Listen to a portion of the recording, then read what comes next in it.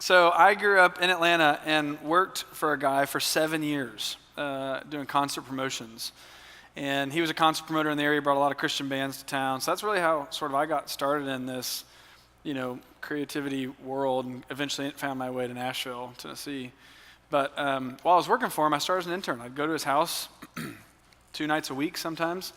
And in the process of just sort of pouring myself out and investing into him, I started gaining some influence. And over those 7 years, slowly but surely, he would give me a little bit more opportunity. And before I left the company, I had an opportunity in my last year to launch a whole new division for him. And it became the ticketing division. So I don't know how much you guys know about the concert world, but Garth Brooks is like one of my favorite artists. Okay, are there any Garth fans in the house?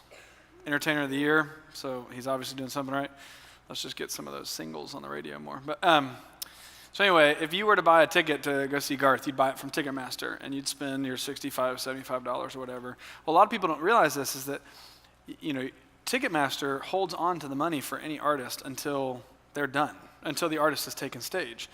And so, Ticketmaster may be holding on to hundreds of thousands of dollars, even $1 million+ for a show at any given moment. So a lot of people think Ticketmaster is making their money off fees. The actual truth is it's not. That's actually to help build the platform and pay for credit card transactions and insurance and all that on the ticket itself. But where they make their money is basically like a bank. So they're holding on to millions of dollars at any one given time.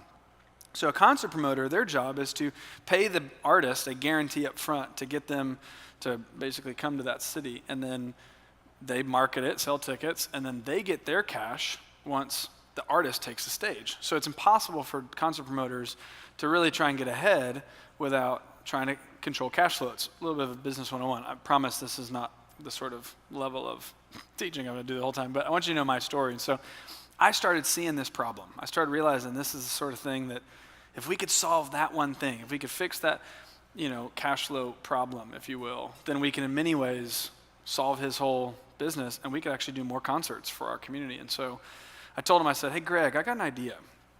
What if you were to sell your own tickets through your own ticketing platform?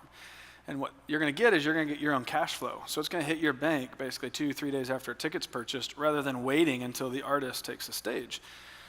And that was a game changer for him. And when we did one as a test, and then it worked, and he let me run with the whole division. And so we had to I had to implement this entire online e-commerce system when I was in college, before I ever knew what any of this was. I was learning about credit card processing fees. So I just tell you that to say that's the sort of perspective I'm going to hopefully teach from. Some of the lessons I learned in those days of how do we lead up? How do we lead to a place where someone would give me the single most important piece of their business to run, and be someone who hopefully had influence to change that. So hopefully this is good. I'm going to speak fast and hopefully tell a couple of stories that may make this sticky so that we can get through this. But there's a paradox in the world we live in.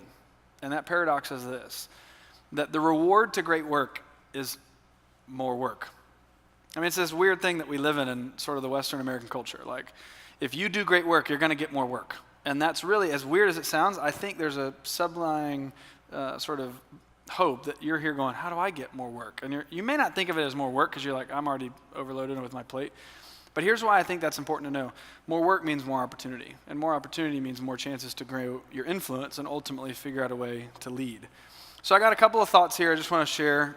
You may want to write some of these down. Number one, if you're going to be someone who tries to gain influence up, we've first got to become an owner. Now, I didn't know this at the time when I was working for Greg, this whole idea of becoming an owner, but I started teaching myself to think like an owner. I mean, he was an owner of the company, and I watched the way he worked, and I watched that he never used the phrase, that's not my job.